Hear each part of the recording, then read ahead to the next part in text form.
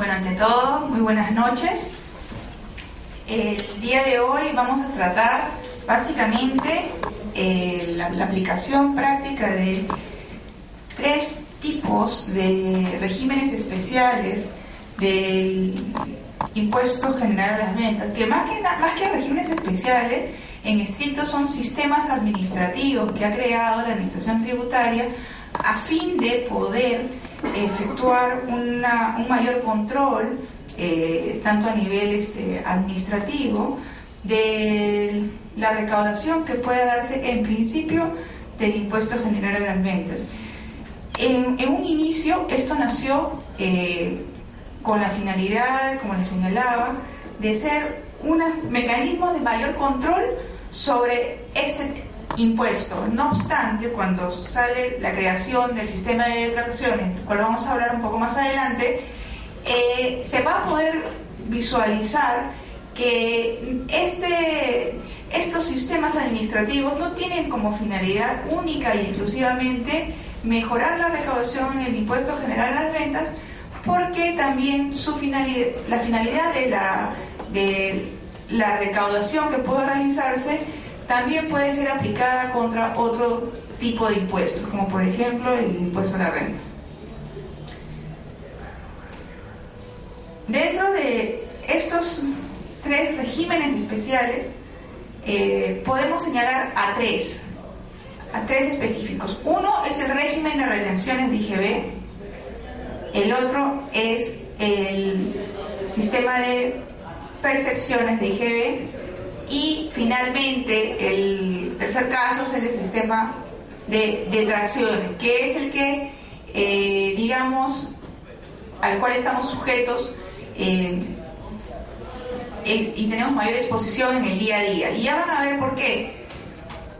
La diferencia entre estos casos es que en el sistema de retenciones de IGB lo que hace el legislador es designar a ciertas empresas del país para que ellas, en su calidad de clientes, puedan efectuar una retención del importe total de las facturas que deban pagar, siempre que éstas estén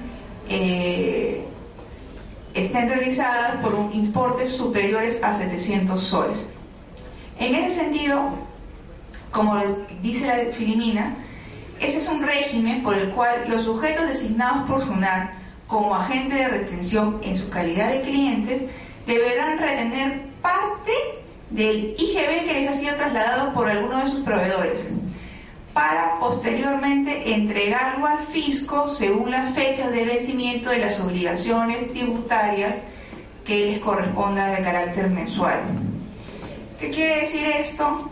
Que los agentes de retención designados como tales, y que serán designados mediante una resolución de superintendencia de SUNAT, la cual es emitida generalmente cada inicio de ejercicio tributario, estos agentes van a tener que presentar una declaración telemática, un PDT especial, en el cual van a declarar cuáles han sido todas las facturas del mes que han pagado y a quiénes se los han pagado, por los cuales han realizado una retención. Esta retención obviamente va a ser entregada al fisco en la fecha de presentación de esta declaración. ¿Cuándo debemos presentar la declaración? Debemos presentarla como máximo en la fecha de vencimiento de las obligaciones tributarias mensuales, es decir, en la fecha que señale SUNAT de acuerdo al cronograma que presente al inicio de cada año. Y si nosotros no realizáramos la declaración y el pago correspondiente, se van a generar las multas respectivas, ¿no? Ahora, este sistema consiste en que cada vez que un agente de retención tenga que efectuar el pago de una factura superior a 700 soles, deberá retener un 6% del total de la facturación emitida, incluyendo el importe del IGB. Es decir, si tengo una factura de 1.000 soles más 180 soles de IGB, con un valor total de 1.180, deberán retener un 6% de esos 1.180. Ese 6%, como les indicaba, deberá ser entregado al fisco dentro del cronograma de obligaciones tributarias mensuales. Eso es por el lado del agente de retención. Y por el lado del proveedor, o sea, del emisor de la factura, ¿qué va a ocurrir cuando le retengan ese 6%? Cuando le retengan el 6%, el agente de retención deberá emitir un documento denominado comprobante de retención, en el cual va a detallar específicamente cuáles son las facturas por las cuales se les ha pagado y por cuáles se les está haciendo la retención correspondiente. Este comprobante le permite al emisor de la factura, es decir, al proveedor, le permite que cuando presente su declaración mensual de IGB pueda acreditar y utilizar esta retención como un crédito a pagar contra el IGB que han declarado en el mes. Es decir, este dinero que nuestro agente de retención no nos ha entregado en efectivo, nos lo van a materializar a través de un documento denominado comprobante de retención, que nos va a permitir poder, al momento de presentar nuestra declaración mensual de IGB, ingresar este comprobante en la misma declaración y poder usar ese 6% como un crédito contra el IGB por pagar. Ahora, ustedes me dirán, ¿y qué pasa cuando una empresa no ha tenido IGB por pagar y además me han retenido una cantidad X de dinero y por tanto no tengo contra qué aplicar esos importes de retención? Ante ese supuesto, lo que ha permitido el legislador, y así lo ha establecido, es que cuando tengamos durante más de 3 meses consecutivos una cantidad de retenciones, un importe de retenciones que no hayan podido ser aplicados contra el IGB del mes, la empresa, es decir, el proveedor, el emisor de la factura original, puede solicitar la devolución de estas retenciones. ¿A quién le va a solicitar la devolución? A la SUNAT. Va a tener que presentar un escrito solicitando la devolución de estas retenciones que no han podido aplicar. Para ello deberá, adicionalmente de presentar el escrito, adjuntar las declaraciones de los mensuales de los últimos 3 meses, donde obre efectivamente los saldos que demuestran que no han podido ser compensados contra el IGB que tenía la empresa por pagar. Eso es muy usual, no es nada raro. Demora un poco, como cualquier solicitud de devolución, pero la norma permite sin ningún problema que se pueda realizar la devolución. Obviamente, como les digo, hay que presentar las declaraciones que acrediten que no se puede utilizar, y obviamente también los comprobantes de retención efectivamente realizados, ¿no? Porque en las declaraciones uno tiene que ingresar los datos de cada uno de los comprobantes de retención efectuados. El plazo en que resuelven esas retenciones en algunos casos pueden ser de 6 meses, independientemente de que la norma diga 45 días hábiles, en la práctica, por el volumen de carga que tiene de expedientes nuestra administración, puede demorar un poco más del plazo señalado, ¿no?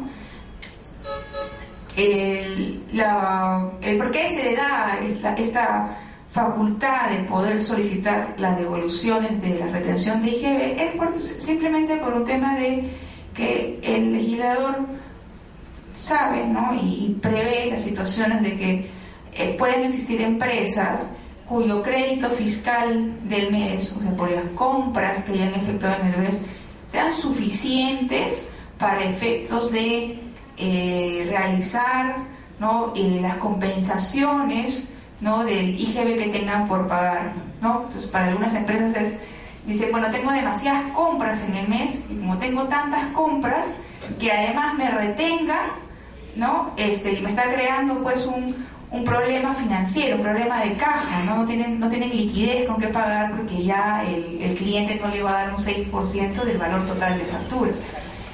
Entonces, previendo estas situaciones, el legislador permite realizar estas devoluciones, ¿no? Ahora, este régimen se aplica respecto de operaciones grabadas que sean realizadas desde el 1 de junio del 2002, ¿no? O sea, es un régimen que ya tiene unos 10 años de aplicación aquí en el país, y la particularidad de este tema, y quiero que lo tengan bien presente, son dos cosas. Uno es que el agente de retención son ciertas personas, ciertas empresas, las que el fisco previamente ha designado como tales, por ser empresas que, bueno, tienen algún buen récord, que el fisco simplemente considera que les va a facilitar su trabajo de control en la recaudación, trasladándoles a estos una responsabilidad, porque si estos agentes de retención no realizan las retenciones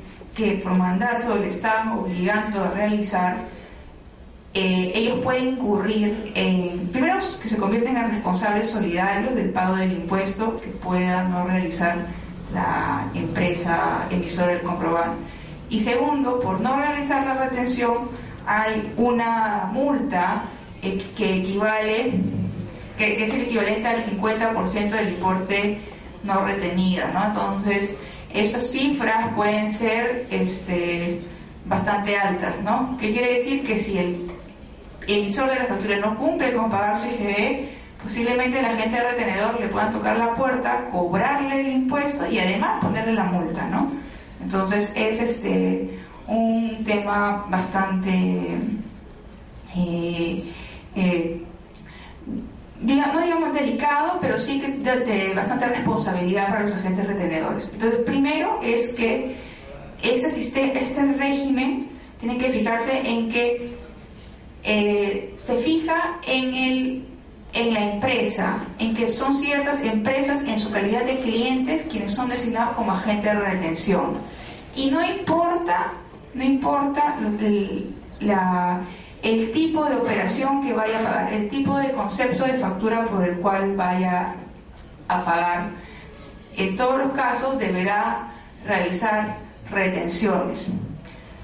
Existen, si es cierto, algunas excepciones, pero estas las vamos a ir señalando más adelante. Pero en principio es un régimen que designa a ciertas personas que deberán retener un 6%, y estas personas no deberían estar evaluando la naturaleza de la operación que vayan a pagar. Lo que sí es cierto y deberán evaluar, y está contemplado dentro de algunas excepciones, es que si a quien le pagan es un agente retenedor, que también es un agente retenedor, en ese caso la norma libera de la obligación de realizar la retención. También lo libera en el caso en que la operación por la que se vaya a pagar sea una operación sujeta a detracción. Y bueno, entonces, digamos que este sistema, dentro de lo que vamos a ver, es un sistema bastante sencillo, porque si uno entra a la página web de la SUNAT digite el número de RUC de una empresa, va a poder visualizar ahí si es que esta empresa es o no es agente retenedor. Entonces, si nosotros vamos a contratar con una empresa X, si entramos a la página de la web de SUNAT, vamos a poder saber si es que esta empresa nos va a retener un 6% o no. Asimismo, esta empresa no le va a quedar ninguna duda de que va a tener que realizarnos la retención, salvo que, como les digo, quien emite la factura sea un agente retenedor o esté en el caso de una operación con detracción.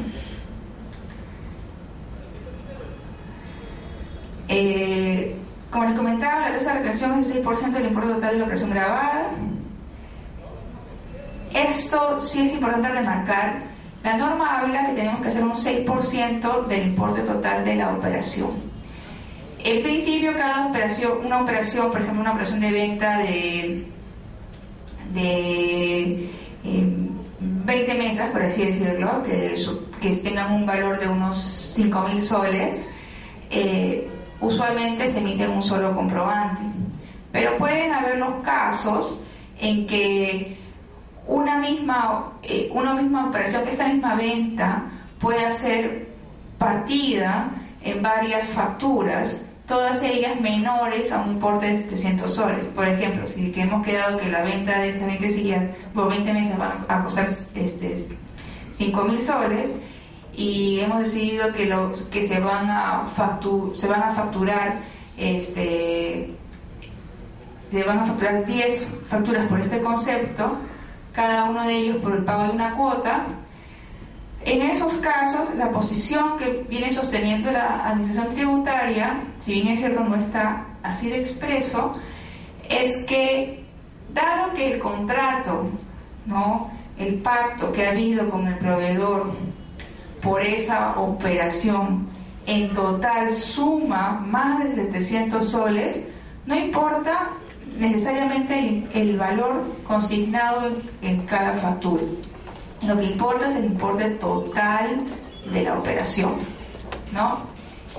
Y por tanto, si se emiten 10 facturas, deberá hacerse una retención del 6% por cada una de las facturas que les hayan emitido, ¿no? Esto porque sabemos que al final, por ese bloque de cosas, se está pagando 5.000 soles. Eso es una forma de tratar de evitar, pues, que algunos contribuyentes quieran darle la vuelta al tema y evitar los pagos de retenciones, fraccionando, pues, una misma operación en varias facturas, a fin de que se evite, ¿no?, el importe de cada una de ellas de 700 soles. Por eso es que también la norma indica que cuando hayan pagos parciales de una operación que esté sujeta a retención, por cada pago parcial deberá efectuarse el pago a la retención del 6% del valor total que obre en ese comprobante de pago, ¿no? Esto ayuda a sostener la posición que les comentaba hace unos instantes. No obstante, sería bueno que también se deje así de claro en la norma, ¿no? Ahora, también nos señala la norma que en el caso, por ejemplo, de pagos en efectivo, ¿no?, el momento en el cual nosotros deberíamos considerar como que la operación ya está pagada y por tanto que debemos efectuar la retención del 6%, será en la fecha de entrega o puesta a disposición del efectivo, ¿no? O sea, cuando realmente paguemos en efectivo la operación, o cuando señalemos que ya se puede recoger, ¿no?, el pago de su factura que han emitido. Lo mismo ocurre con el caso de los cheques. En el caso de que sea un pago con cheque, nace la obligación de pago en la fecha en que se pone a disposición la retribución, ¿no? Obviamente, para saber que tenemos a disposición la retribución de un pago, tiene que habernos efectuado la comunicación debida, ¿no? Luego también, para el caso de cheques diferidos, que son aquellos cheques que se emiten señalando que se podrán cobrar de aquí a unos 30 días, ¿no? O 15 días, se considerará como fecha en la cual se ha realizado el pago en la fecha del vencimiento de este cheque, ¿no? Que usualmente es a los 30 días de su emisión. En el caso de letras de cambio, la fecha, obviamente la fecha de pago es en la fecha de vencimiento de la letra, ¿no? De la última letra o de la última letra que se nos hayan emitido. En el caso de pagos en especie, será el momento en que se haga la retención, será cuando se entregue o ponga a disposición el bien que estamos dando en parte de pago. Entonces, en esos instantes, el agente retenedor deberá efectuar la retención del 6% y adicionalmente entregarlo al fisco, en conjunto con su declaración que ya habíamos comentado. Ahora, aquí he puesto un caso para un poco ilustrar lo que hemos conversado.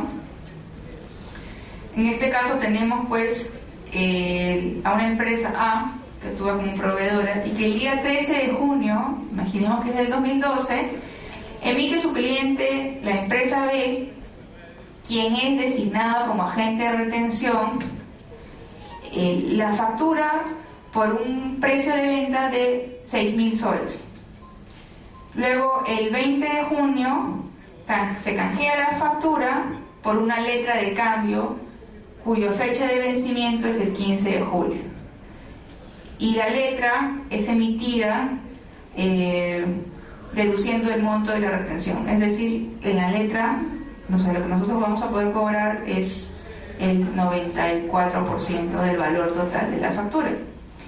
Entonces tenemos acá que el precio de venta serían 6.000 soles, la retención serían 6.000 soles, 360 soles, y el valor de la letra de cambio sería 5.640 soles. Recién cuando venza la letra, es decir, el día 15 de julio, la empresa ve, el agente retenedor va a efectuar el pago de la letra y en ese instante, como ya se está considerando que la operación está pagada, porque efectivamente esa es la fecha, el 15 de julio es la fecha en que el proveedor puede cobrar la letra, en ese instante ya el agente retenedor tendrá la obligación de pagarle al fisco ese 6% que ha retenido y además tiene la obligación de entregarle a la empresa A el comprobante de retención respectivo. Ahora, este es por ejemplo otro caso, ¿no? Aquí la pregunta es, o tenemos por ejemplo 3 facturas, ¿no?, emitidas por una misma empresa. Una de ellas es por 400 soles, emitida el 31 de enero del 2012. Tenemos otra factura emitida por 350 soles y tenemos otra factura emitida por 300 soles, todas en la misma fecha, ¿ya? En este caso, ya, imaginando que todo esto funcione por una misma operación de venta o por una misma prestación de un servicio, si bien por cada uno de los comprobantes emitidos el pago es inferior a 700 soles, el día 31 estamos efectuando un pago por un importe superior, y en la medida que estemos realizando el pago por este importe superior, procedería a hacer la retención. O sea, el hecho de que lo fraccionemos en varias facturas no genera el hecho de que tengamos que realizar la retención respectiva. Aquí ocurre lo mismo, ¿no? Tenemos una factura de 3.000 soles y un pago efectuado, y los pagos efectuados en 3 partes, ¿no? Aquí hay solo una factura, pero en un primer momento pagamos 700 soles, en un segundo momento otros 700 soles, y en un tercer momento pagamos 600 soles. Aquí, en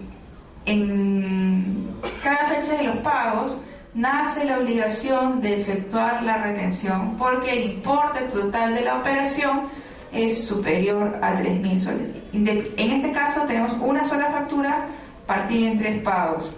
En el caso anterior teníamos 3 facturas por un mismo concepto, ¿no? En cualquiera de los dos hay que hacer las retenciones de IGB respectivas. Bueno, aquí hay un diagrama que resume todo este proceso del régimen de retenciones de IGB. Aquí tenemos que a un proveedor que emitiría una factura, bueno, aquí los valores deberían ser agregados con un 0 adicional, no con 100, porque como saben, él opera a partir de 700 soles, pero imaginemos que sean 1.000 soles. El valor de venta deben ser 1.000 soles, el IGB 180 soles y el valor total 1.180. En este caso el proveedor emite la factura al cliente, quien es agente de retención. El agente de retención retiene un porcentaje X, que es en este caso el que ha previsto la ley, es el 6%, y pagará al proveedor la diferencia, ¿no? La diferencia que haya entre los 118 menos el 6%. El cliente deberá enviar un PDT a través de la clave SOL, presentará su PDT y efectuará el pago correspondiente del importe que haya sido retenido. Por su parte, el proveedor, al momento de presentar también su PDT, en este caso el PDT 621, que es donde declara el IGB del mes por pagar, deducirá, es decir, usará como un crédito contra su IGB, el importe que el agente retenedor le haya retenido, siempre que tenga el comprobante de retención respectivo. ¿Y por qué digo siempre que? Porque el PT 621 requiere y exige que se declare el comprobante de retención por el cual nosotros estamos solicitando el crédito a aplicar contra el IGB.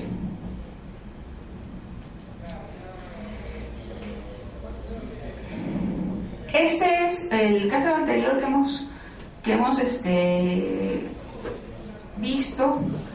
Es uno de los 3 grandes grupos de sistemas administrativos del IGB. El segundo, y diría yo el más importante, porque su aplicación no es tan fácil como el anterior, porque en el anterior, como les decía, basta con verificar quién es mi cliente, basta con verificar si yo he sido designado, yo como empresa soy designado como agente retenedor para saber cuál es la regla de juego, ¿no? ¿Perdón? Sí. Sí. Sí. Sí. No deduce, ¿no? ¿Por qué no deduce? Porque no tiene todavía conocimiento que está nombrado agente retenedor, ¿no? Está nombrado. Entonces, justo cuando ya el vencimiento de la alerta ya tiene conocimiento. De esta manera paga el total. A esa fecha ya tenía que beneficiar el retenedor. Pero antes no teníamos conocimiento, recién la había nombrado. Ya. Tenía que preguntarle al corredor la deducción del 6%. Sí. Lo que pasa es que hay un principio que está en la Constitución y es que la ley se presume conocida, una vez que se publica, se presume conocido por todos. Entonces, un agente retenedor que no haya hecho la retención porque no leyó, por ejemplo, el peruano, porque esta resolución donde designan al agente retenedor se publica en el peruano. Si no lo ha verificado, si no te he podido leerlo, ¿no? Ante el fisco, el argumento de que no sabía el tema, no va a ser fructífero, precisamente por el argumento que le estoy comentando, ¿no? De que la ley se presume conocido por todos.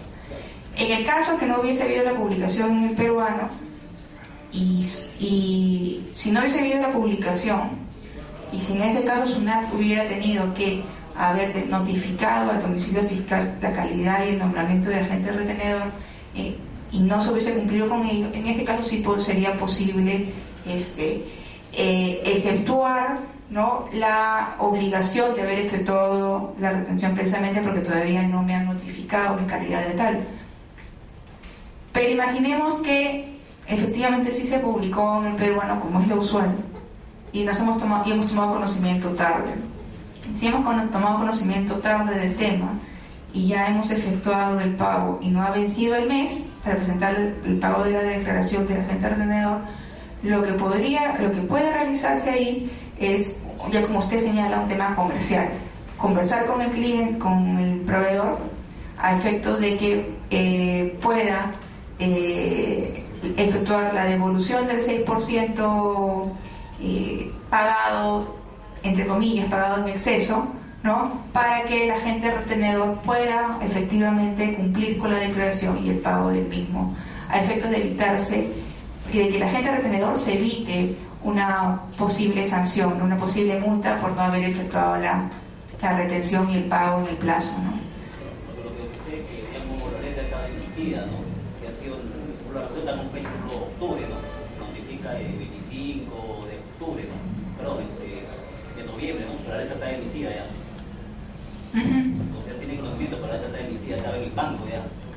Claro, es que lo que ahí me comenta es otro tema. Una cosa es cuando yo emito una letra y todavía no me han designado agente de retención, y mientras está transcurriendo el plazo, ocurre el cambio de condición, ¿no? O sea, ya emití la letra, por ejemplo, como usted me dice, un 15 de octubre emití la letra, pero el día 1 de noviembre me designan como agente de retención, ¿no? Ahí, ¿qué alternativa? La primera alternativa que podría hacer es una devolución de la letra y hacer un cambio de la misma por los días faltantes que haya, ¿no? Puede realizarse eso, no hay nada lo impide, es un tema ya netamente comercial. No hay excepción, ¿no? No, porque precisamente cuando opere el vencimiento, lamentablemente es un tema operativo.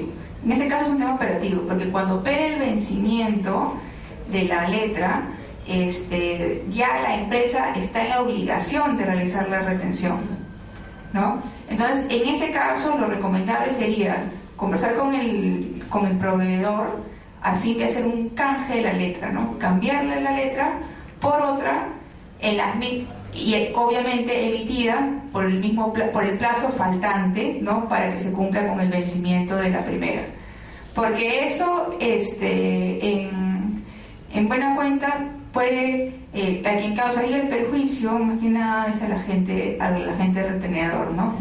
Entonces, por ese lado podría verse complicado un poco el tema, salvo que comercialmente se tengan, por ejemplo, otras facturas del proveedor, ¿no?, otros conceptos que se tengan que pagarle a ese mismo proveedor, y pueda efectuarse una especie de compensación, por así decirlo, a efectos de descontar ese 6% con otras cuentas por pagar, ¿no?, para evitar el cambio de la factura. Pero lo ideal sería, el cambio de la letra, ¿no? Lo ideal sería realizar un cambio de letra. Bueno, entonces, lo que yo les quería señalar es que el primer tipo de régimen es un régimen que no causa tanto problema, tanto cuestionamiento, en el sentido de que claramente se puede identificar quién es un agente retenedor. Allí lo que importa es la persona, la persona, la empresa que ha sido designada como agente retenedor. En el caso de las detracciones, no importa la persona, lo que importa es la operación y evaluar si la misma está o no está sujeta a una detracción. Entonces, ¿qué ocurre? En este caso, el fisco no designa agentes de detracción, no hay eso. Lo que designa son operaciones de ventas, de prestaciones de servicios sujetas a detracción. En este caso, quien debe hacer la detracción también es el cliente, el usuario o el comprador de un bien. A ver, y vamos viendo el tema. En este caso, lo que busca, nace este sistema con la finalidad de que en ciertos sectores donde había o existe todavía algo de informalidad, se buscó crear un mecanismo que permita al fisco peruano aumentar la recaudación en este sector, digamos, donde se sabía que podía haber un poco de informalidad, o sea, tratar de formalizar a los informales. Por eso es que lo que trata de perseguir este sistema son ciertos tipos de operaciones. Estas operaciones están descritas en la resolución 183-2004-SUNAT, la cual, si ustedes entran a la página web de SUNAT, ha sufrido algunos cambios durante a lo largo de estos años, incorporando más operaciones. Entonces, lo que les cuento es un poco la finalidad. Un claro ejemplo era, por ejemplo, los bienes del anexo 1 de esta resolución 183, que contenían como venta de bienes afectados de detracción a la venta de los bienes, por ejemplo, del azúcar, ¿no? Del azúcar, del alcohol etílico y posteriormente al algodón. Como ustedes saben, son materias primas que a nivel de acopiadores, en las primeras eslabones de la cadena de distribución, podrían ocurrir alguna informalidad. Entonces, ¿qué es lo que hizo el fisco? Lo que hizo el fisco es lo siguiente. Señaló que para este tipo de operaciones, para este caso de ventas, a las ventas entonces en el anexo 1, que son las ventas del azúcar, alcohol etílico y algodón, para las ventas del anexo 2, por los cuales se vendan los recursos hidrobiológicos, cuyas partidas arancelarias están descritos en ese anexo, se venda maíz amarillo duro, algodón en rama, caña de azúcar, arena y piedra, aceite de pescado, leche, madera, oro, espárragos, entre otros. Y cuando se presten ciertos servicios que también están designados en el anexo número 3 de la resolución antes citada, cuando estemos ante una operación similar y tengamos que pagar más de 700 soles, el comprador de aquellos bienes o el usuario de los servicios que están designados como operaciones afectadas a la detracción tiene que efectuar o detraer un porcentaje del importe total de la factura que le hayan emitido, igualmente por el importe total de la operación, ya sea que obre un solo comprobante, como es en la mayoría de los casos, o que cuando esté partido en varios comprobantes, pero siempre que la operación supere el importe de 700 soles. ¿Cuándo debe hacer el pago de esta detracción? El momento para hacer el pago de la detracción, y lo vamos a ver un poco más adelante, es cuando se realice el pago de la factura emitida, o en el caso que no se haya pagado, la detracción deberá ser realizada dentro de los 5 días hábiles del mes siguiente de recibida la factura. Solamente en el caso de los bienes del anexo 1, que son los bienes, la venta de bienes de algodón, alcohol y azúcar, y cuyas partidas están tipificadas en ese anexo 1, solo en esos casos deberá hacerse el pago de la detracción antes del traslado, del inicio del traslado de estos bienes desde el lugar del centro de producción de la empresa que nos lo está vendiendo hacia el lugar que nosotros estemos designando. En esos casos el transportista debería tener la constancia de detracción realizada. Entonces, ¿qué hace ahí el fisco? Le dice, bueno, tú como usuario o como comprador de estos bienes tienes que efectuarme los pagos en los plazos que te estoy dando. Si no me lo pagas, ya, no puedes usar el crédito fiscal, o sea, no puedes usar el IGB que estás pagando, no lo puedes usar como un crédito en tu declaración mensual de IGB. ¿Cuándo lo puedes usar? Cuando recién lo pagues. Y cuando lo pagues además con sus intereses correspondientes. Y no obstante, si no lo has pagado dentro de la fecha de plazo, el usuario o el comprador se hace acreedor a una multa, ¿no?, equivalente actualmente hasta al 50% del importe que no se hubiera detraído. Hasta hace unos meses, exactamente hasta julio de este año, la sanción equivalía al 100% del importe no detraído. Con el paquete tributario que les comenté la vez anterior, que fue publicado entre junio y julio de este año, uno de los cambios que se realizó fue en el sistema de detracciones, en el cual las multas se rebajaron hasta en un 50%. Entre una de ellas, la multa por no haber efectuado la detracción dentro de los plazos. Entonces, ¿qué pasa? ¿Qué sucede? Que nosotros como usuarios se nos traslada una carga porque vamos a tener que estar con los ojos bien abiertos y hacer una evaluación de cada una de las facturas que estemos pagando, ¿no? Y determinar si está o no está afecta de detracción.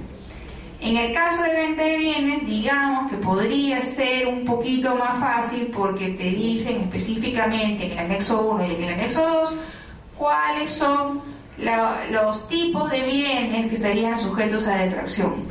Pero igual, el tema pasa por estar informado y saber cuáles son efectivamente esos bienes.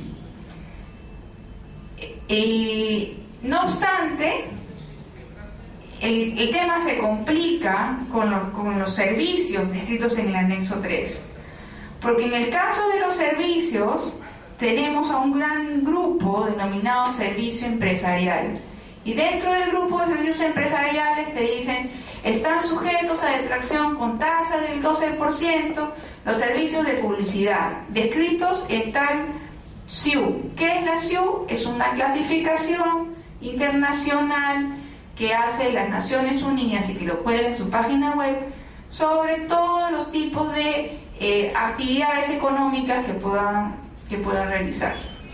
Entonces dice, los servicios de publicidad descritos en la SIU número tal, que está en la página web de las Naciones Unidas, que se publicada por las Naciones Unidas, estarán sujetos a detracción. Igualmente también te dice otro concepto, los servicios, por ejemplo, que es el más gaseoso, los servicios de asesoramiento empresarial en materias de gestión. Y uno entra pues a la página web de las Naciones Unidas y entra pues, y encuentra una lista de unos 30 conceptos, ¿no?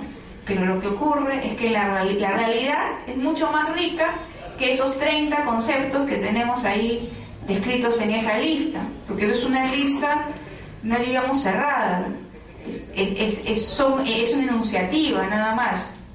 No es que solamente los servicios que estén en esa lista descritos los únicos y exclusivos del tema, esos son ejemplos que dan. Entonces, el problema pasa por saber si efectivamente el concepto que me están emitiendo en mi factura puede ser calificado como un servicio de gestión y que está escrito en esa SIU, o simplemente no está. Y le pasa la disyuntiva de que los usuarios tienen el dilema de si esto está o no está afecto de detracción, y en muchos casos sucede que por un tema de inseguridad, ¿no? y evitar el riesgo a ser multados o a que les desconozcan su crédito fiscal, prefieren efectuar el pago de la detracción. Y bueno, esto, y entonces, como les decía, se genera un tema de incertidumbre.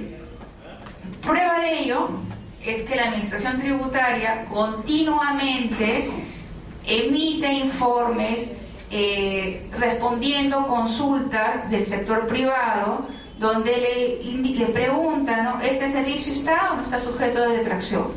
Y ante el caso puntual emiten la respuesta, ¿no? Lo idóneo sería que pudieran ser un poco más frecuentes las respuestas de estos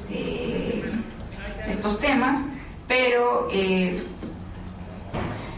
bueno, mejor que nada, aunque sea tener esas respuestas pocas, que son pocas, pero que hay, ¿no?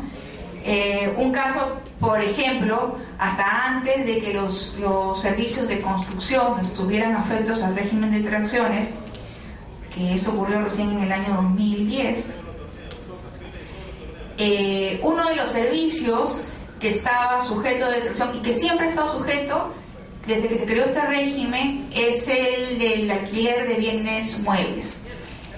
Entonces, ¿qué pasaba? Que se hizo una consulta de si el alquiler de una maquinaria que era necesaria para la construcción, y repito, en ese instante el régimen de construcción no estaba afecto de detracción, si el alquiler de la máquina, y en el cual se estaba requiriendo a la empresa que también provea de un operario, porque como era una máquina especializada necesitaba al personal idóneo para manejarla, se le preguntó si este alquiler también estaba sujeto de detracción o no.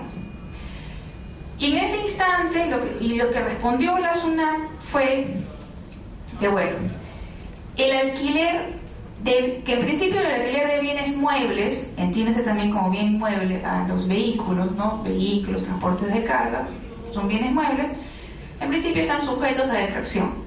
Sin embargo, el alquiler de maquinaria que incluye un operario, de acuerdo a la clasificación internacional uniforme dado por las Naciones Unidas, consideraba ese tipo de operación como una actividad descrita en la clasificación número 45, en la división 45, y la división 45 hablaba de servicios de construcción. En ese sentido dijo, el arrendamiento de una maquinaria como operario califica como un servicio de construcción, y por tanto, como en ese momento el servicio de construcción no estaba grabado, no estaba sujeto de detracción, esa operación no estaba incluida dentro del régimen, a pesar que estábamos alquilando una maquinaria. Si se hubiese alquilado la maquinaria sola, sin el operario, sí estaba sujeta de detracción. Y ese informe demuestra, ¿no?, lo técnico que puede realizar, que puede ser este tema, ¿no? Es bastante técnico y traslada una responsabilidad, ¿no?, a los usuarios, porque ante cada factura que recibe, y una empresa no recibe una sola factura en el día, va a tener pues que estar haciendo una discriminación bastante exhaustiva del tema. Y bueno, y la historia no acaba ahí, porque hasta el marzo de este año, hasta exactamente el 29 de marzo, la lista de este anexo 3 de servicios sujetos a detracción incluía pues unos 12 grandes grupos de servicios. Uno era el arrendamiento de bienes, otro era el de tercerización de personal, otro era el gran grupo de servicio empresarial. Dentro del servicio empresarial estaban servicios de contratación de abogados, contadores, publicidad, asesoría en materia de gestión, etcétera, ¿no? Entre otros servicios, ¿no? Pero sucede pues que el 30 de marzo de este año se emitió una resolución donde se dice, bueno, estarán grabados a detracción todos los demás, los servicios grabados con IGB. Todos los demás estarán grabados con detracción con tasa de 9%, con excepción de ciertos servicios específicos a los cuales no se les aplicará detracción. Esa lista de servicios son más o menos unos 9 servicios, entre uno de ellos, por ejemplo, el caso de los bancos, los servicios bancarios no están sujetos a detracción, pero es una lista muy, muy, muy pequeña. Y en conclusión, a lo que voy, este régimen que en un inicio nació con la finalidad de hacer que se formalicen ciertos tipos de sectores económicos que tenían pues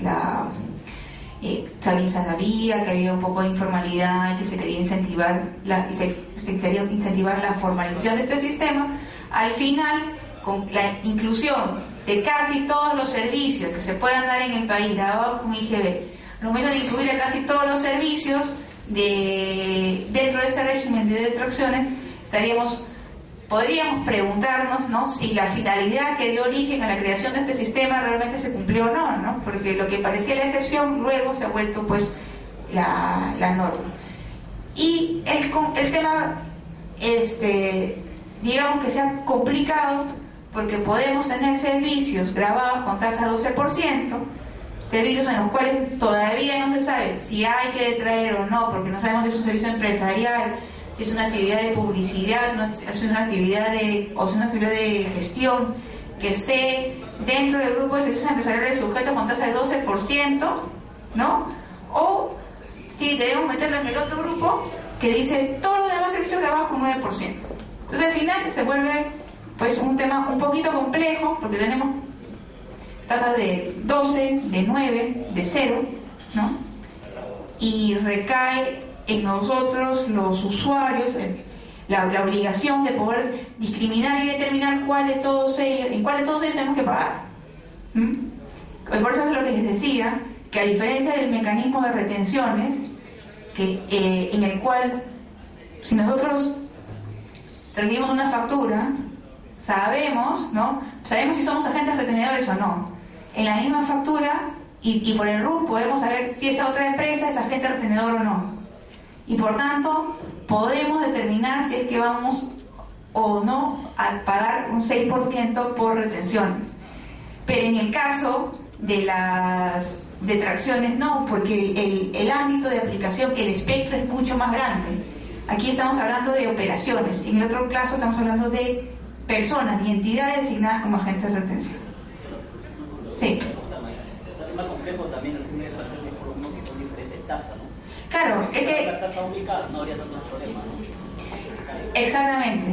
Exactamente. Entonces por eso vienen problemas así como que hay ciertos servicios que no se sabe si están sujetos a tasa de 12 porque puede calificar como un servicio empresarial, o simplemente si no califica como servicio empresarial y ya por el hecho de estar grabado con IGB debemos afectarlo a tasa del 9%. Y entonces como dice, se genera un problema porque no sabe qué tasa aplicar, ¿no? Y el tema pues resulta un poco más complejo. Si se aplicara una tasa flat, entonces una tasa única para cualquier tipo de servicio, y de frente sería todos los servicios grabados con IGB están sujetos a una tasa de 9%, las dudas que puedan tener los usuarios se despejan, porque ya solamente quedaría una lista pequeña de unos 9 o 10 tipos de servicios de operaciones que están exentas de hacer la retención, la detracción. Pero lamentablemente no ha sido así. Entonces, por eso un poquito se ha criticado el hecho de que efectivamente se hayan incorporado pues casi todos los servicios, ¿no? La idea me parece que era cuando se incorporó esto en marzo, la idea era buena en el sentido de que se buscaba simplificar el tema, pero en el momento de coexistir tantas tasas distintas, se puede complicar un poco el asunto. Y bueno, y esto que les comento no es algo que queda ahí también, porque en octubre, finales de octubre, se volvieron a incluir, ya no en el caso de servicios, pero sí en el caso de ventas de bienes del anexo 2, se incluyeron otros tipos de ventas de bienes, como por ejemplo la venta de bienes de minerales concentrados, de minerales concentrados, sobre todo para aquellas empresas que se dedican a vender minerales de oro, de plata, de cobre, de zinc. Se incorporó a este tipo de operaciones dentro del gravamen de detracciones. Y además también se incluyó algunas operaciones exoneradas de IGB. Es cierto que se señaló que la venta de bienes exoneradas de IGB, pero que generen renta de tercera categoría para quien vende esos bienes, solamente el caso de bienes, deberá tener que efectuarse una detracción. Y ahí viene el tema, ¿no? O sea, en este caso, y es una prueba de que el sistema de detracciones no solamente se aplica, y eso es una diferencia con el caso de las retenciones, no solamente se aplica para efectuar la compensación contra el pago del IGB. El importe que nosotros como empresas que brindan servicios o venden bienes sujetos a detracción, el importe que nos detraen puede ser usado como un crédito o puede ser usado como un dinero para efectuar el pago del IGB del mes, pero también de otros tributos que sean recaudados por SUNAT. Sirve para pagar impuestos a la renta, de salud, multas, etc. O sea, en buena cuenta es una plata que se puede aplicar contra más tipos de conceptos, ¿no? Ahora, cuando se realiza la detracción, el cliente deberá efectuar el depósito de dicho importe en una cuenta de detracciones. Esta cuenta se habilita en el Banco de la Nación, y en el caso que el proveedor no quiera darnos una cuenta de detracción o no quiera aperturar una cuenta de detracciones porque, bueno, simplemente no desee o considere que no está facultado para ello, porque su operación no estaría descrita, el legislador se pone en ese caso a favor del usuario y permite que éste pueda enviar una carta a la SUNAT solicitando la apertura de la cuenta de detracción a nombre de su proveedor, porque la empresa como cliente desea efectuar el pago de la detracción y desea cumplir con su obligación y así evitarse una posible contingencia, ¿no? Y obviamente SUNAT tiene que responder en un plazo de aproximadamente 5 días hábiles para señalar si es correcto o no es correcto la apertura de esta cuenta de detracción. Una vez realizada la detracción, se genera una constancia de depósitos de detracciones. En esta constancia de depósito se debe indicar obviamente los datos de la empresa a la cual le hemos realizado la detracción, se va a indicar la fecha en que se está haciendo la detracción, y ahora último ha salido un concepto que debe también declararse, que se llama periodo tributario, ¿no? En este caso el periodo tributario que debe indicarse ahí es el de la fecha de emisión de las facturas, que dieron origen a este pago de la detracción. Y ello porque ustedes dirán, bueno, es un dato muy sencillo, que ¿para qué tanto problema? Lo que sucedía es que, a nosotros como empresas proveedoras y que tengamos una cuenta de detracciones, En la cuenta de detracciones simplemente los clientes nos depositan el pago de la detracción cuando ellos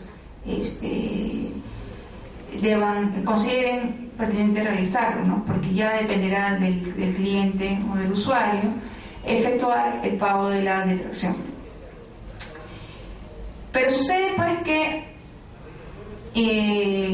algunos clientes por tema comercial pueden pues efectuar el pago de la detracción de aquí a 3 meses o 2 meses, ¿no? Porque simplemente el cliente dice, bueno, no tengo plata, no voy a pagarlo dentro del mes, no usar el crédito fiscal, pagaré la multa, pagaré el interés.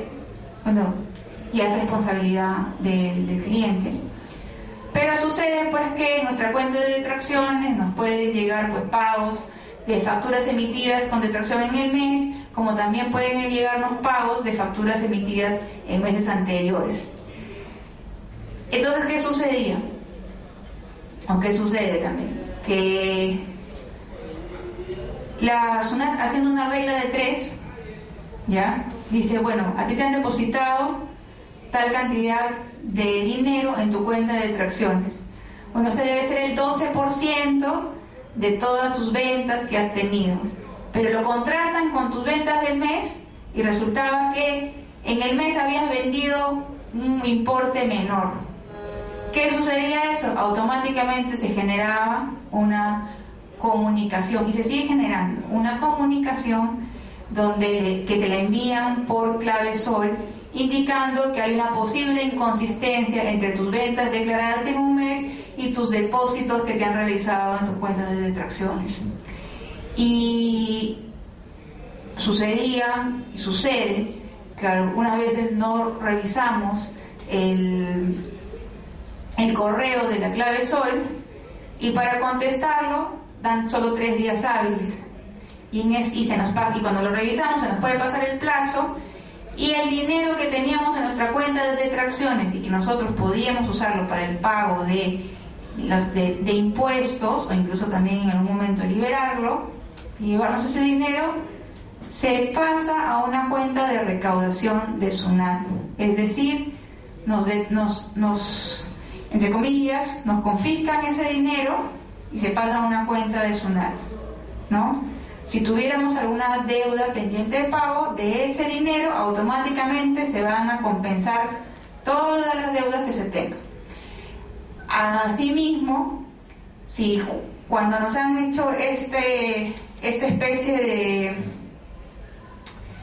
de por así decirlo, de retención, de sustracción de ese dinero, y quizá pasado a esta cuenta de recaudación, si nosotros consideramos y bueno, nos dimos cuenta, no, ha sido un error, realmente estos depósitos, no hay ninguna inconsistencia porque estos depósitos que hemos recibido no son por ventas no declaradas, sino porque corresponden a pagos de facturas emitidas en meses anteriores, ¿no? En ese caso, los contribuyentes lo que tienen que hacer es presentar un recurso de reconsideración demostrando todo este tema, pero ya implica un plazo, un periodo de tiempo en el cual vamos a estar pues ahí con una plata entre comillas congelada, porque solamente se va a poder usar contra pago de impuestos y no se va a poder retirar los fondos de esta cuenta hasta que no se resuelva el recurso impugnativo que hemos presentado. Y bueno, genera pues todo un impasse y bueno, todo se hubiese solucionado si hubiésemos mirado la clave SOL a tiempo. Ante este tema, lo que se creó fue que ahora en las constancias de detracciones se debe colocar el periodo tributario de la factura por la cual se está pagando esa detracción. Entonces, de esa manera ya se ha reducido la cantidad de estos procedimientos de dinero que se extraía de la cuenta de detracciones y que pasaban a recaudación. O sea, se han disminuido la cantidad de procesos que debería haber en SUNAT. Sin embargo, con desconocimiento, algunos usuarios lo que consigna ahí es el periodo tributario de la fecha en que registren la factura en el registro de ventas. Y eso no es correcto, porque al realizar eso, lo que en realidad le causan es un perjuicio al proveedor, ¿no? Porque se le va a seguir generando esa distorsión. Y bueno, entonces, por eso es que nosotros tenemos que estar revisando constantemente. Si tenemos una cuenta de transacciones, tenemos que estar revisando constantemente nuestras operaciones por clave SOL, porque este tipo de errores que ahora puedan ocurrir no son generados, usualmente no son generados por la propia empresa que emite los comprobantes, sino por un incorrecto llenado de las constancias de detracción, ¿no? Bueno, como les comentaba, los depósitos de detracciones en principio solamente podían ser utilizados para el pago de deudas tributarias, aportaciones a salud, ONP, costas, gastos. En ciertos meses del año, el importe de las cuentas de detracciones, que son en 4 meses, usualmente es enero, mayo, septiembre y... Bueno, no recuerdo exactamente el otro mes adicional, pero son 4 veces en el año en que se pueden hacer la liberación de sus fondos, ¿no? O sea, nos podemos llevar el íntegro del dinero de la cuenta de detracciones. Mientras tanto, lo que se puede hacer es aplicar parte de ese dinero de la cuenta de detracciones contra el pago de los tributos mensuales que debamos pagar. El tema del importe de las detracciones, como les comentaba, equivale a un porcentaje del importe total de la operación. No es una tasa flat, dependerá del tipo de venta, dependerá del tipo de servicio que hayamos recibido. Y ese importe de la operación, como les había comentado, es por la suma total que debamos pagar, ¿no? Incluye los cargos vinculados a la operación o que estén en otros documentos adicionales, ¿no? Esto es, dibuja un poco el esquema de cómo opera este sistema, ¿no? Desde el inicio en que el proveedor emite una factura, se genera la proforma, el cliente trae el porcentaje del precio total, depositan este porcentaje en el banco, en la cuenta de detracciones del Banco de la Nación, se emite la constancia y la constancia se le da al proveedor. Es un modelo que las constancias físicas, ¿no? Ahora, como sabemos, existen constancias que se emiten de manera virtual cuando los pagos se hacen a través de Internet, pero estas son las constancias de depósito físicas, ¿no? Es importante señalar correctamente el tipo de bien y servicio sujeto al sistema por el cual estamos pagando la detracción, ¿no? Sobre todo cuando estamos en el caso de ser un usuario, es correcto pagarlo, o ser un poco cuidadosos con el tipo de concepto que vamos a pagar y que vamos a describir en el momento de llenar la constancia, a fin de evitar cualquier tipo de cuestionamiento, pues, cuando tengamos, o si es que tenemos una fiscalización por parte de SUNAT, ¿no? Sobre todo porque es un tema delicado, porque está en juego nuestro crédito fiscal, ¿no?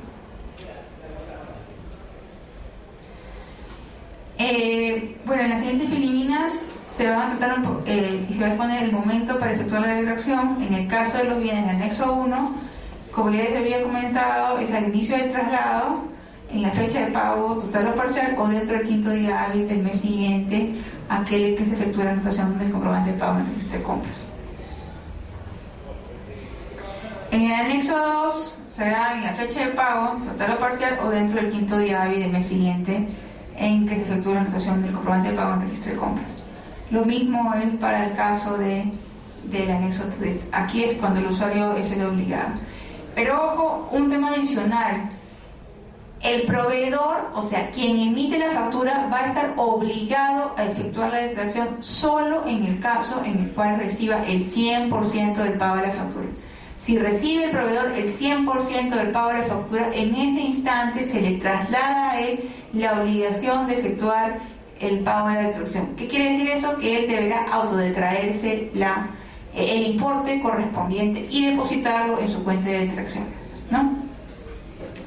Si Si este proveedor lo hace dentro del plazo de 5 días hábiles de recibido el importe, porque una vez que lo reciba tiene solamente 5 días para efectuar el pago de la detracción. Si lo pagamos dentro de esos 5 días, permite que el usuario, que su usuario se libere de una sanción, ¿no? Porque en principio quien debió haber efectuado el depósito de detracción es el usuario. El usuario no ha cumplido con ello, ¿no? En principio debería tener una multa por no haber efectuado la detracción.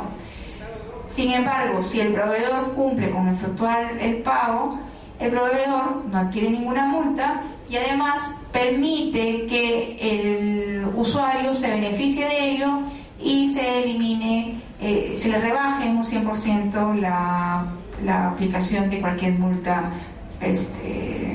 por este concepto, ¿no? Ello, por ejemplo, es lo opuesto al caso que su compañero nos comentaba, ¿no?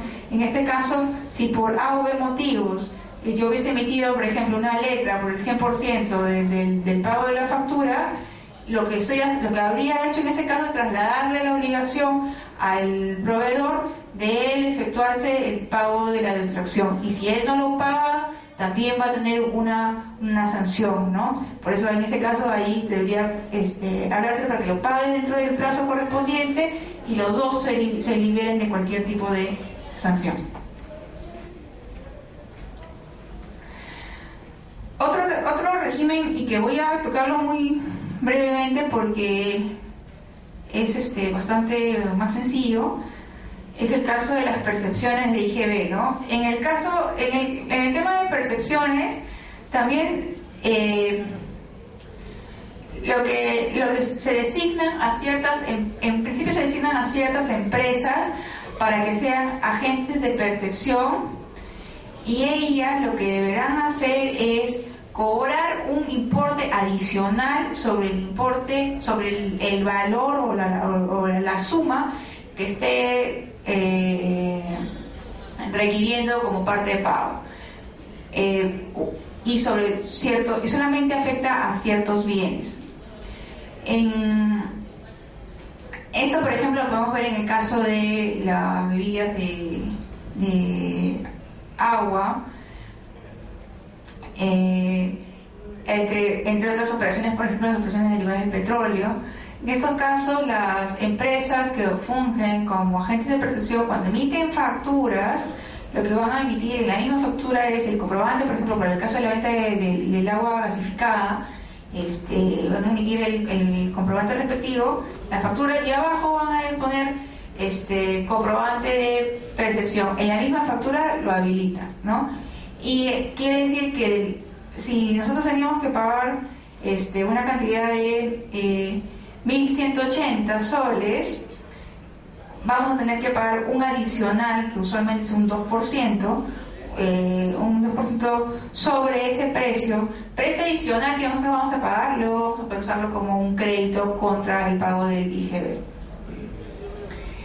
En el caso que les comento en la FINMINA, este régimen de percepciones, en el caso que describimos ahí, es para la adquisición de combustibles líquidos derivados de petróleo grabados con IGB, por el cual los sujetos que actúen en la comercialización de estos combustibles y que hayan sido designados por su como agente de percepción cobrarán adicionalmente a sus clientes el importe resultante de aplicar un porcentaje señalado por la norma, ¿no? En el caso del gas licuado, el 2%, y en otros es 1% sobre el precio de venta de estos bienes. Nosotros, como usuarios, como personas naturales, no vamos a estar sujetos al pago de este concepto, ¿no? Y algo que quiero remarcar, y que de repente no lo he dicho en los otros casos, que por ejemplo el caso de detracciones solamente se va a tener que hacer, o un usuario tiene que hacer la detracción solo si es que él es una persona que genera renta de tercera categoría y que puede usar la factura emitida como un crédito fiscal, ¿no? Caso contrario, no aplica ese régimen. Es decir, para los consumidores finales, para las personas naturales que no realicen actividad empresarial, o sea, a los que se les emite una boleta de venta, ellos no tienen por qué realizar una detracción. Lo mismo ocurre en el caso de los agentes de retención. Los agentes retenedores son empresas, o muy excepcionalmente personas naturales que realizan actividad empresarial. O sea, en todos los casos son generadores de renta de tercera categoría. Entonces son regímenes que se aplican para el caso de empresas. Ahora, en el caso de, y esto es un adicional, también existe un régimen de percepciones, no solo a la venta de ciertos bienes, sino a la importación definitiva de bienes grabados con IGB. En estos casos, cuando somos una empresa y realizamos la importación de un bien X, una maquinaria, sea simplemente un equipo diverso que deba ser usado por la empresa, laptops, notebooks, equipos menores,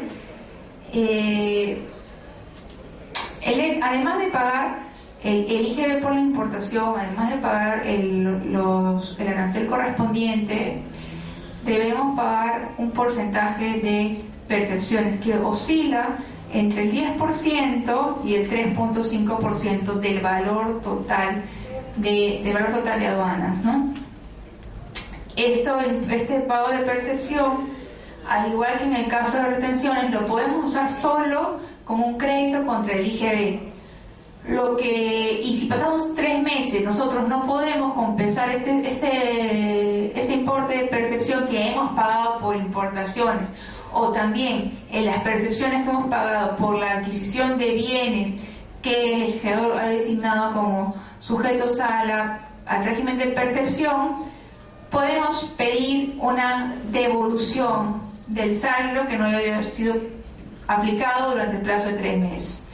También con una solicitud es bastante simple su requerimiento, solamente hay que demostrar que no se ha usado y asuntar los comprobantes de percepción realizados, ¿no?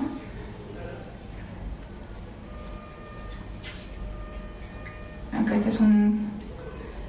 aquí se ha mezclado, esto es del caso de detracciones, esta es una de las constancias virtuales. Este es uno de los, un modelo del esquema de funcionamiento del sistema de percepciones en el caso de precios de venta, de sujetos, de operaciones de venta de bienes sujetas a percepción. Aquí tenemos a sujetos designados como agentes de percepción, los compradores, que usualmente son los grifos, estaciones de servicios en empresas, ¿no? Van a realizar la venta, van a facturar el precio de venta y adicionalmente cobrarán la tasa de percepción que nombre, que designe el legislador, ¿no? Esto va a ser comercializado a los vendedores mayoristas nombrados por la Dirección General de Hidrocarburos, ¿no? ¿Quiénes pueden estar excluidos de este régimen de percepciones? Otro agente de percepción, algún consumidor directo o un consumidor final. Consumidores finales es el término correcto en este caso.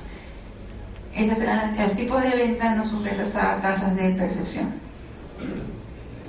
Esto es un comprobante de percepción. Este comprobante puede ser emitido de manera complementaria a la factura, o en la misma factura puede detallarse y señalarse, adicionarse un rubro, un concepto que diga comprobante de percepción.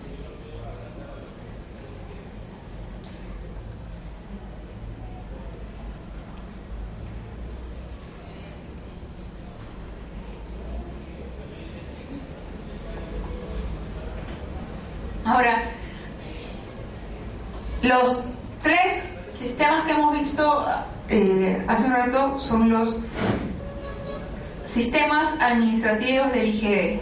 Cabe precisar que esos 3 sistemas han sido declarados como constitucionales, ¿no? Porque en algunos casos han habido posiciones que señalaban que estos cobros adicionales de tanto de percepción o el hecho que me tengan que aplicar a mí como empresa una retención de un porcentaje total de mis facturas que está haciendo que me me puede quitar liquidez, serían en algunos casos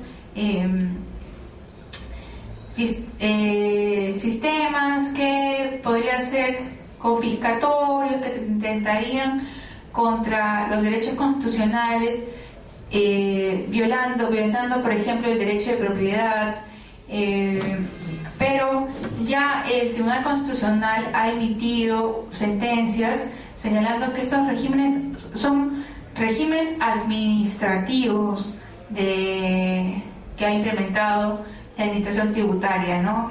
Y que no tienen ninguna finalidad confiscatoria y que no violentan ningún tipo de derecho constitucional. Eso se lo comento para su información del tema, ¿no? Por si es que porque es factible de poder pensar que esos regímenes pueden ocasionar en algún momento que alguna empresa se sienta un poquito como que ahorcada por todos los conceptos que tiene que aplicar, ¿no? Pueden hacerle detracciones, de repente aparte tienen que pagar percepciones, se les genera mucho crédito y dice, bueno, estoy pagando, me están descontando de mis facturas, aparte tengo que pagar otros adicionales como percepciones, entonces se pueden sentir en algún momento financieramente un poco como que ahorcadas, ¿no? Y por eso ha habido algunos cuestionamientos a estos tipos de sistemas. Sin embargo, ya el tribunal ha zanjado dudas y ha señalado que son constitucionales. Ahora, un régimen que me ha tocado compartir con ustedes y mencionar tangencialmente el tema, digo tangencialmente porque la cantidad de casos que puede ocurrir en este tipo de régimen son bastante variados, pero bueno, vamos a tocarlo de manera informativa para que ustedes puedan conocer que existe este tipo de sistema, que no tiene nada que ver con los otros tres que hemos conversado. Es simplemente un régimen especial del IGB que lo que trata de hacer es fomentar la inversión en el país, ¿no? Y está orientado a aquellos tipos de proyectos que para su implementación se requiera un periodo no menor de 2 años y se tenga que realizar una inversión por una suma bastante elevada, ¿no? Entonces, frente a ello, lo que ha ideado el fisco es, bueno, porque nosotros dicen, ¿no? Bueno, nosotros necesitamos tales y tales obras, tales y tales servicios, por tanto vamos a hacer que a los privados les interese entrar en este tipo de proyectos y bueno, mientras dure toda la fase preproductiva, o sea, toda la fase donde van a tener que, por ejemplo, si hay que realizar un colegio y tienen que hacer toda la fase de construcción, vamos a permitirle que durante toda la fase de construcción, o sea, previa, mientras están comprando los materiales, mientras están implementando todo, puedan solicitar la devolución del IGB que hayan pagado por sus operaciones de compra. ¿Por qué? Porque, como ustedes saben, el IGB pagado es un crédito fiscal que recién se va a compensar contra nuestras facturas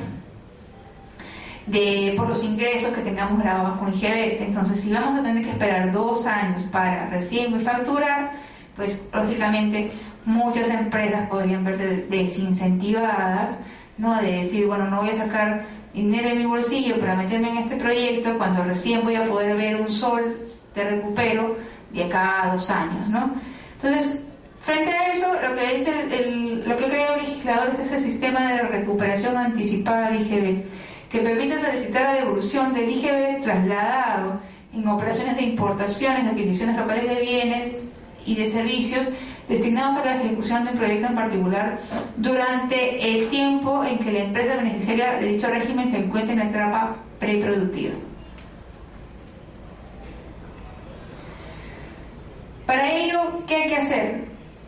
Primero, hay que cumplir una serie de requisitos. Uno de